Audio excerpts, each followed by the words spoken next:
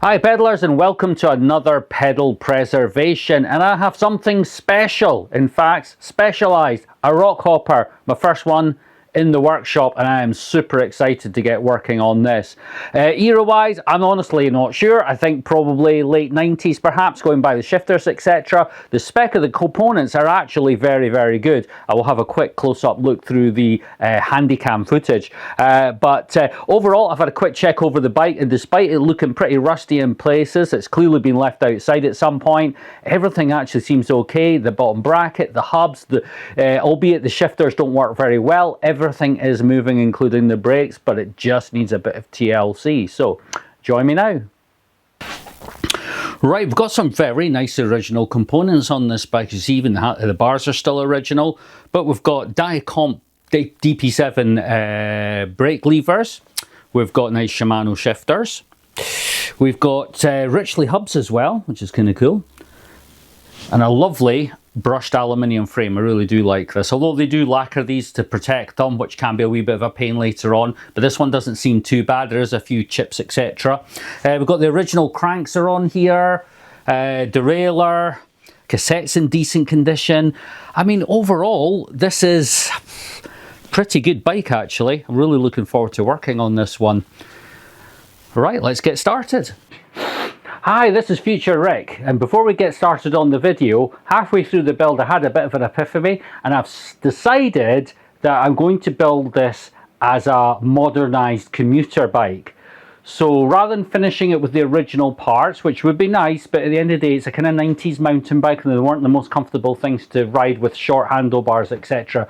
So what I decided to do, at my local library I saw we had another bike with some more all-terrain tires, more sort of commuter style tires. These things are almost brand new, where the original specialized tires are a bit rougher, a bit more mountain bikey. So I've rescued these wheels, which what I'm going to do is I'm going to swap the tires over with the tires that are on the bike, and then put those tires back on these wheels, and then they can go back on to its bike. I've got a set of comfort handlebars. See, they've got the raise in them, and they've also got the rake going back. Also, I haven't got them here, so I've also got a set of like hybrid grips as well, just to make them a wee bit more comfortable. So I'm going to put all this bike on the bike in this video. So back to the video.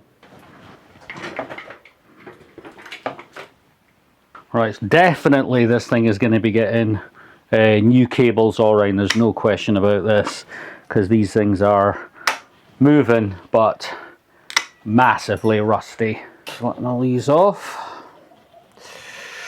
Right. Oh, see, things like noodles etc. all are in actually very good condition, so it's kind of like it's had some TLC at some point. Alright, we'll need to whip those shifters off to get those bits out. There's a few dried nuts and bolts on this, that's for sure. Definitely not seen the kind side of lubrication, rather than drag a rusty cable through the outer. Just snip it there. Yep, chain's actually in good order. It's not even close, and it doesn't look overly corroded. It feels quite well oiled, so I think if there's a brake link then awesome. Right, let's see if we can get this one on the money. Oh, just about. I didn't have that actually located properly at all. It's got to go over both of the little dividers, then screw in from the back, and then that one comes in, and then we can push that nice and straight through. And what we want is just to get to that point where it gets tight and then it's about to slacken off. I think we've gone too far. That did not kind of do the classic. Did I get it? Did I catch it? I think I did. Yep, we did. God, that was close. Managed to catch, so the other piece, the little pin still there. Let's get this all really nice and clean, because we can. And to be honest with you, it's just going to be so much easier. Doesn't look, I mean, it's not clean, but yeah, there's a little bit of built up dirt on there. Brake levers are going to be coming off as well. I'm just thinking for the time they're going to take off, I can pop them in the cleaner, just get a better clean on them, and it'll also give us better access into cleaning in round the back of the forks, etc. There is quite a bit of corrosion on this frame. This will also make it a bit easier to clean all the bolts as well. I probably should have actually sprayed all this down with oil, but I wanted to clean the frame first. Oh, I am wrong. Should come off no bother at all. Alright, back ones now.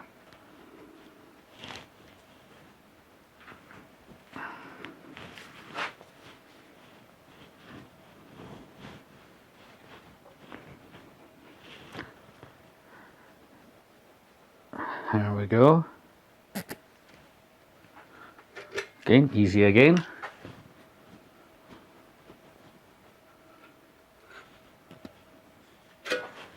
Nope, got the right one. These retaining bolts off. There we go. Nice and easy.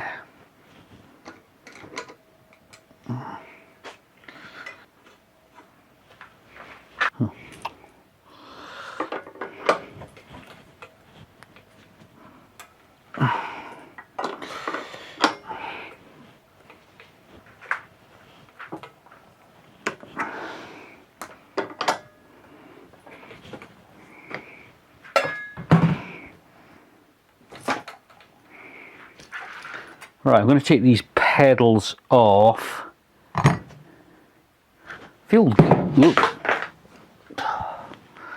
They feel good, so no issues there, but just to get them in the, I mean that one would fit in okay, but we'll just take them both off. There we go.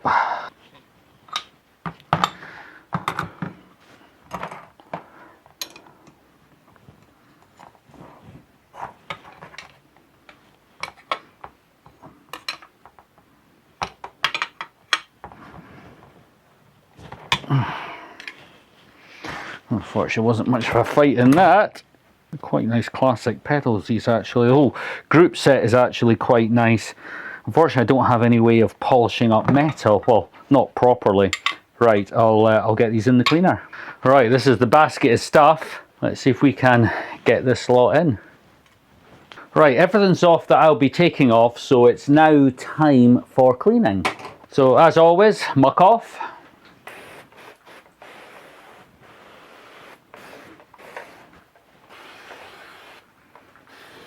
Right, let's get into the nitty gritty first. Get all these brake mounts cleaned. For a bit of extra cutting power, I'll use the PT's degreaser.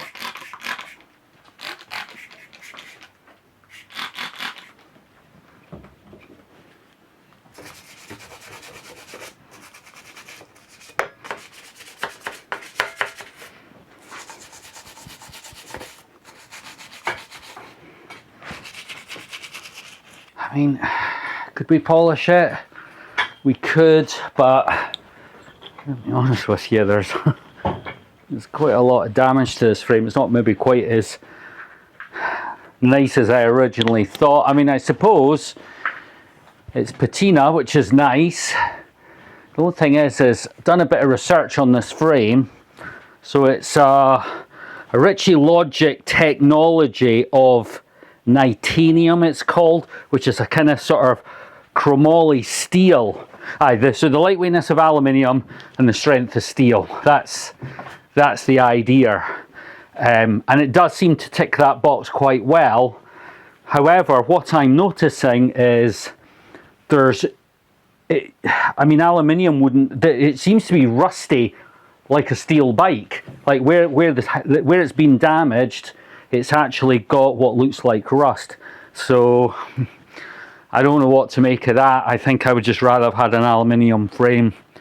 I don't know, maybe if the additional weight saving is worth it. I mean, obviously when you get a brand new bike, you're not really thinking about rust and stuff because you think you're going to look after it. Okay, so I've had a bit of an idea. because the forks are kind of the worst area. What I'm going to do is I'm spraying it with a bit of GT85, coming back with the foil, which is obviously removing a bit of rust, but where the rust is actually taking that finish off, it's not going to do anything. But my idea is this will remove a bit of the rust, but what we're also doing is we're rubbing the oil into the metal. And I'm thinking, you know, if this is something that's going to corrode, then the GT85 might add a little bit of protection. I mean, I'm probably talking nonsense, and let's face it, the GT85 will probably just wash off first time you use it, but I don't know. I don't know what. I think possibly the only way forward with this, if we want to protect the frame, is we're going to have to put some kind of like finish on it, like polish or something. I think it's the only way to give it any kind of longevity, but to be honest with you, any kind of sort of, unless you're going to sit down and lacquer it, and we're not, I don't think anything's going to work. Okay, so that's all the parts. These cranks have come up really well in the ultrasonic cleaner. I have to say, they've got that really popping. I haven't polished them or anything, just in the cleaner, rinse with some warm water, and boom. A little bit anti-seize on the thread for screwing it in. Just for the next guy. Let's get a wee nick up. There we go. I'm just going to put a wee dash of lube.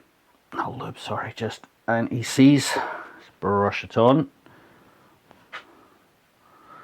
Gonna give it some nice smooth. Make it nice and smooth. Sure we've got this working right, so it'll be coming through like that. That'll be sitting like that. Gonna put it on the middle hole there. So you've got under there, you've got different holes for different tensions. Typically, middle one's kind of where to go.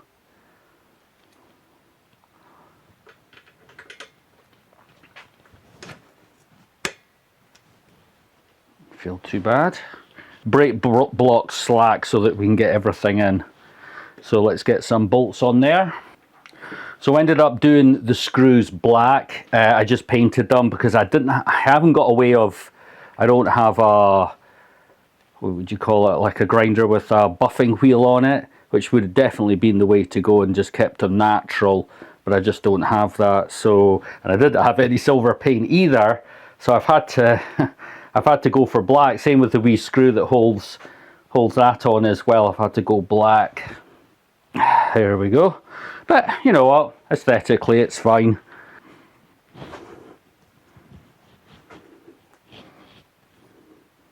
Oh, right, bars time. Now, we were kind of part of the way there because we had already started, we've obviously done the brakes, etc. But when I was doing the shifter, because we have issues with the shifter, I'd actually taken that off. So we can now actually take the rest off. There we go.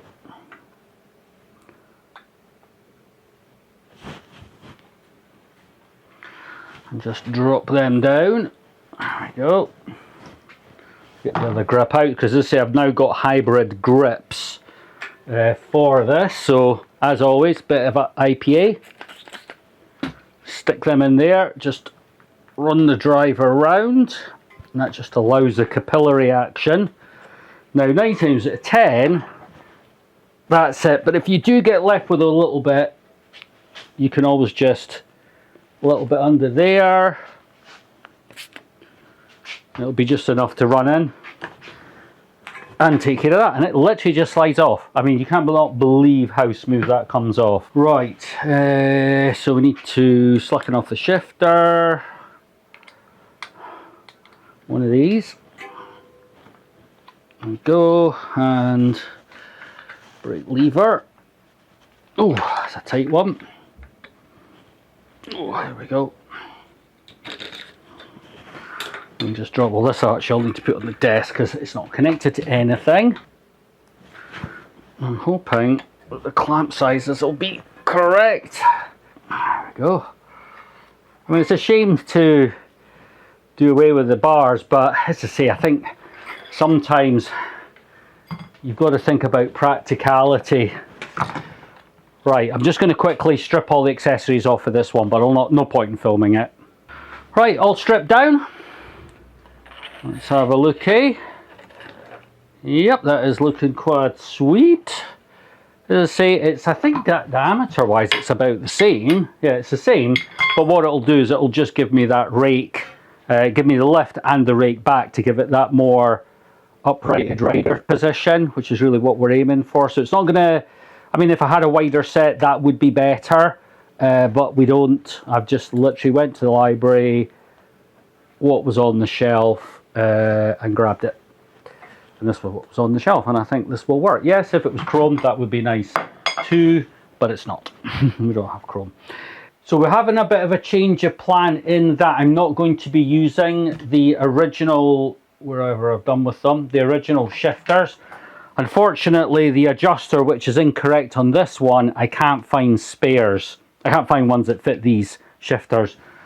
So I've nipped down the bike library and I've managed to get a set of microSHIFT shifters, which, you know, for doing this hybrid bike, these are going to be absolutely fine. No problem at all. So we'll get them on. Now, mind we are going to be fitting these hybrid handlebars on. So we'll get them on and that will give us the spacing that we're looking for. There we go, that would probably be about right. Pull that back out. It does look a bit narrow for a hybrid, but they're actually wider than the original handlebar. So it just, I think what it is these grips are wider. So that's kind of why it's giving us that look. Right, so we want to, what I'll do, lick the brakes up first, because I can't get into the brake bolts because of the shifter, so I'm going to just sort of nick that in there now, and then I'll tighten up the shifters up as well, and that's got us roughly right on that side. So we've got shifter B, there we go, make sure that screw's slack, it is. Brake lever.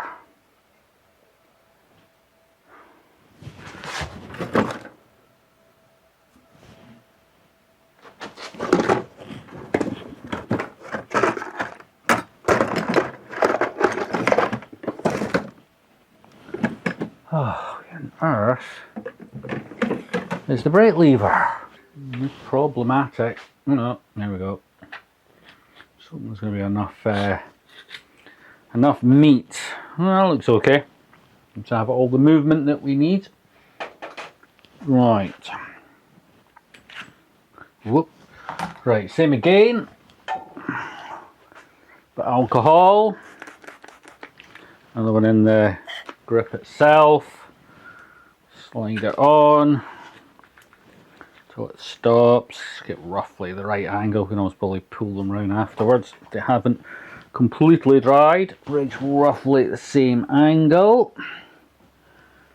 Come up, and then we'll do the shifters, which is a smaller screw. There we go. Right, looking like a proper cockpit now. God, what a difference between the old stuff.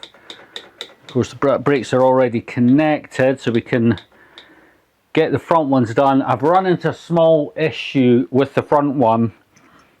I cut this, what I've done is I made up a new outer, but of course now the inner's too short and I've now ran out of brake cable, so I'm just going to have to bypass it now. But what we can do is we can move on to the shifters instead. Right, it looks like I've actually managed to lose all the outer cables. I don't know how I've managed it, but I have. So I'm going to actually have to make up all new outers for the shifters, which is a bit of a pain. I don't know what I've done with them, and I'm sure they weren't bad, so I don't know why I've maybe thrown them out, and they're not in the bin, so I haven't got a clue. But I've looked through my drawers and I can't find them, so let's just do it. So we've got so that'll be going down that away. So I'll be going from, say, there. I suppose this gives us the opportunity to make this all nice and clean. A little bit extra. So we don't want it all hanging out.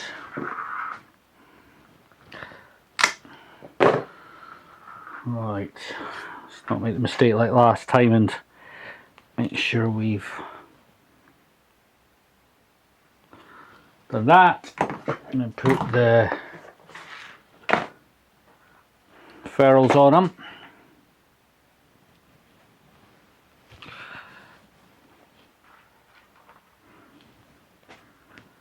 Oh, must be a brake one in the wrong drawer. Oh, okay, this is all getting a bit weird. Hopefully this one. Yep, there we go. They look similar, but not quite. Now, let's see. Right, I'm backing this up slightly because that cable actually is going to be too small. And you know what? I have got spare inners. And on these shifters, they're a delight to change. They literally just poke straight out the back. So that's a wee bit of a shame that is too short, but it's too short, it's too short. And no positive thinking is going to fix it. So, fresh cabling, as always. Bit of lube. Bit of lube. So, we're just going straight into the hole under there, and all being well, it should just go straight out the other side. It quite works that way. You know what I'm going to do? I'm going to disconnect the outer, give me a little bit of daylight, which is actually literally no doubt. Oh no, I can see it now. A gynecology degree coming to its own. God, I can see the light at the end of the tunnel. Ah, there we go. Compared to, well, actually not all grip shifters, but compared to grip shifter, by this is so much easier. But actually, yes, there are grip shifters that are not so bad. You know what, I'm just going to squirt some oil down here. Oh, how much of that goes down there, I don't know, but just hopefully this will take some oil with it, and also lube the cable. Right. Just going to adjust that in while we're at it, because I'll forget later on and then wonder where all my adjustment is. Right, so but we'll come out typically 3/4 of a turn. Right, back down to the butt, the gusset. Right, oh, let's get that round the tyre. Oh, way more, but we're going to have to cut. Right, let's marry this up and see what we need. Obviously I haven't got the ends on, but we can still get a rough idea what we're going to need here. Boom. So we'll cut this. Boom. Right, as before, we're going to make sure we put in there, just to make sure that the opening is open. I sound a bit funny because I've got ferrules in my mouth. I've got one of them. Ah, it's another brake one. And the other. There we go. Pop that in there. It's meant to go. Oh god, I hope this goes in because I've put the ferrule on it. It does. Because sometimes you don't put the ferrule on with these. You would just put them in. So, oh, see what's happened there. These, obviously those bits are a bit tight. In fact, you know what I'm going to do? Well, I've got the ferrule off. I'm just going to put some GT85 down it. Right, ferrule back on. Right, I'm just going to thread the cable through while it's off. Sorry, you can't quite see this. Of course, take that out. Just so what I can do is I can rotate the outer while pushing. So if there's a bit of a burr on the end, it just, well, what it does, it just seems to like corkscrew it past. Also, if you corkscrew it the right way, twist it the right way, there's less likely for the windings on the end, the windings of the cable to open up, because you're literally trying to wrap them back up. I mean, a lot of times when you get fresh cables, there's like something on the end of the cable that is, I don't know if it's glue or something. Right, we're starting to look, might I say, mighty fine. Right, other side now. In fact, I'm just wondering, you know what, let's just get a new cable on it. For the time that it takes to put cables in this particular Shimano shifter, not worth the hassle. So as before, a bit of lube.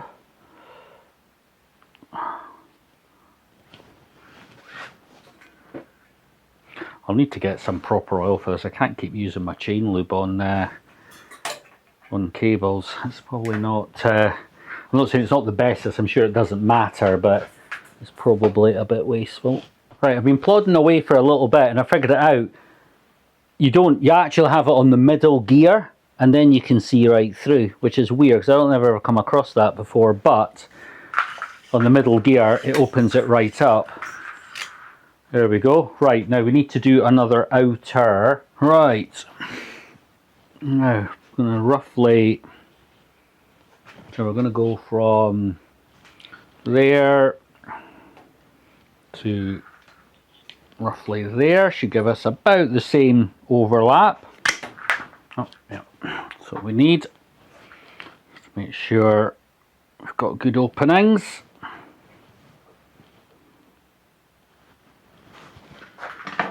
Now I think I could be really struggling now for ends.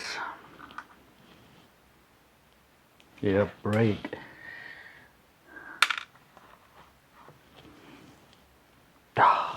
Okay, it is a new day and I have nipped out and I have got some supplies, so we can now do the shifter. So I had the outer, I ran out of, what was it, ferrules.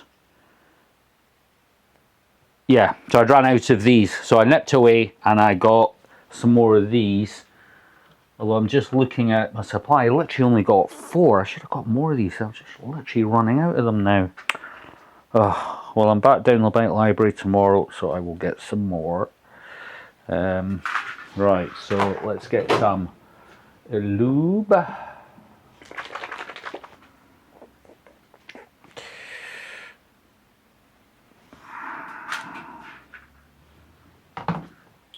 Just lube the whole cable, obviously for lubrication purposes, but also what it does, it will give the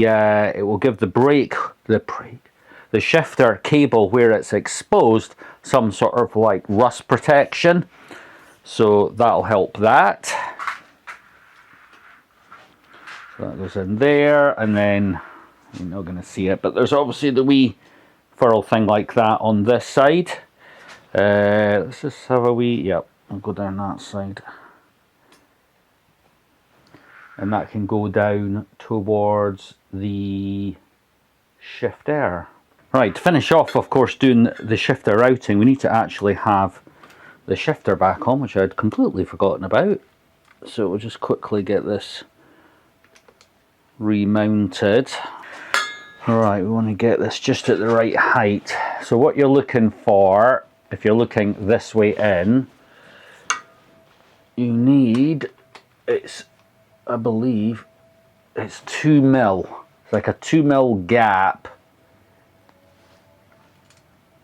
If you pull this out, you need a 2 mil gap over from the tops of the teeth to the bottom of the derailleur. That's what you're looking for. So you just probably want to wiggle it around. Don't tighten it, but maybe just slightly nick it up so it doesn't move, then pull it over. That's probably more than 2.5 mil, but I think it's going to be fine. Always worth as well, look straight down so that the chain ring and the derailleur are parallel to each other. Otherwise you're going to come back and adjust that. Right, so we're down here. We need to go through the gusset. It's going to basically go straight up sharply. And then now let's have a look and see, because sometimes there's a bit of routing. Alright, so that actually goes, it's a pull. See, sometimes you get them where they pull down or they pull up, depending. That'll be the channel there. So we're going to nick it up, not crazy tight, because I don't want to squash the cable and then find I've actually got to redo it. Oh, what's going on here? That's as loose as. Okay. Not a lot happening up at the shifter. I don't know what the hell's gone wrong there. Okay, so I've moved the top part, and the odd thing is it seems to work fine. So you go 1, 2, back, back, 1, 2, back, back. Right, okay, I paused there so I could figure this out, because what I had noticed was the end of the brake cable was way down here, so it was literally passing through the mechanism. So it seems that unless it is in the right position, which I didn't have it, I was just popping the cable right into the housing right through. That's why it wasn't working. Right, so we can get shifter on. I'll not scratch the bars up too much. They're definitely loose. And we've got brakes. Here we go. Just let that cable off of there.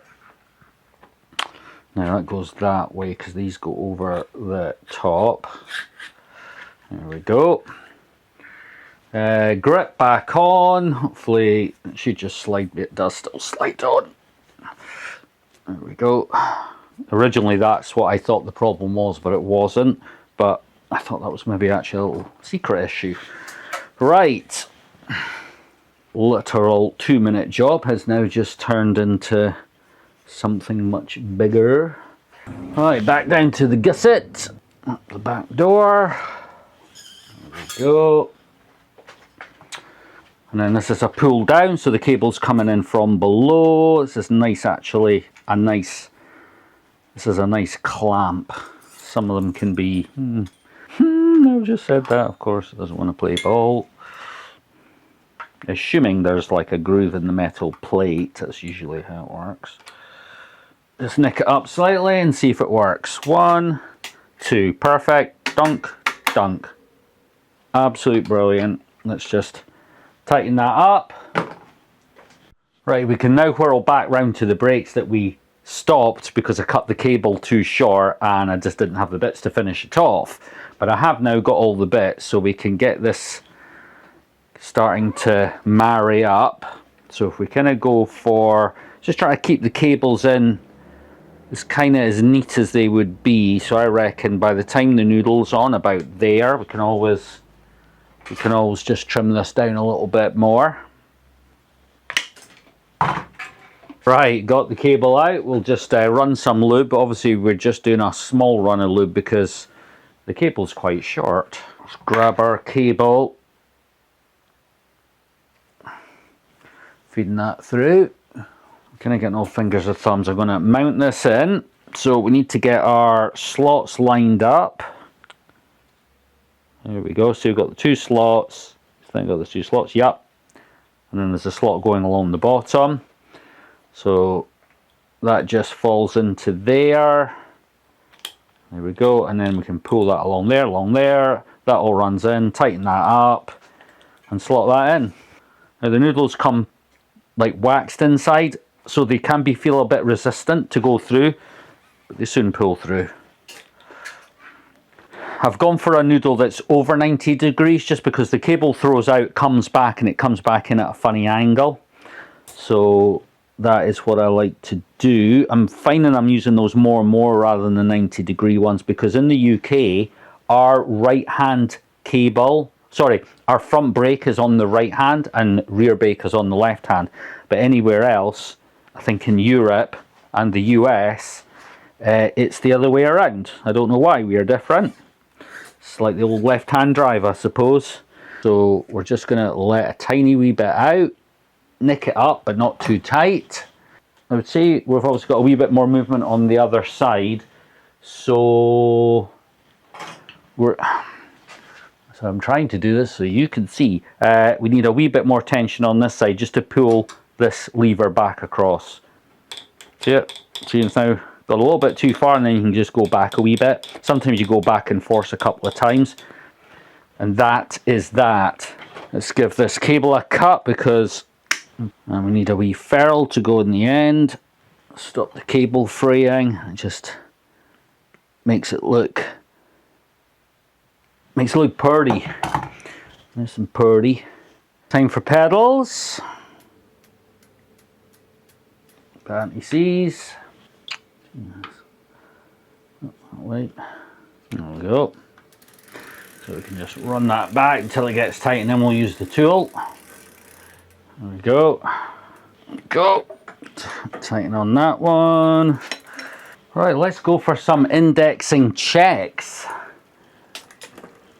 Ooh. Right, so that's the top. Bump stop's good. Let's go down. Yep, bump stop's perfect. So all we really need is adjustment, which is good. Right, so we definitely need to come out slightly on this just to make the cable tighter. See, 1, or so say 2, 3, 4, 5, 6, 7. Ooh, I didn't push it far enough, that was me. This is actually becoming quite a sweet ride. Right, front. Let's see where we're at. Right, so I'm in the bottom one. So that was me, I didn't push it far enough. There we go. And then we can shift up. Yep, no touchy, which is good, because normally there's a bit of compromise. There we go. Right, I will call that a win. So guys, what did you think of that one? What a fantastic bike, and we literally spent nothing on it. We put some cables on it, the bars came off another bike, the shifter I had to replace, again, that came out the scrap pile. Didn't even need a chain or a cassette, everything cleaned up really, really nice, and it's actually turned into a nice little commuter bike. Now my original plan was to put a bike rack on the back, or a sort of bag rack. It turned out that that bag rack actually was from another bike. I wasn't meant to take it, so I'll need to take that back, and I haven't found another one, but I'm going to see if I can, because to be honest with you, a set of mudguards, some just inexpensive mudguards, and a rack on the back, and this is going to be like the perfect commuter bike. At the moment, I would say it's more of a comfort bike. So we've got the hybrid handlebars on the front, and it's just going to make the driving position just that little bit better. So I hope you enjoyed the video, and I would love it if you could subscribe to my channel, because to be honest with you, this channel has actually been quite hard work. I put a lot of time into doing the videos, and not only just doing the bikes and filming them, but the editing afterwards, and I've only got like 9 subscribers.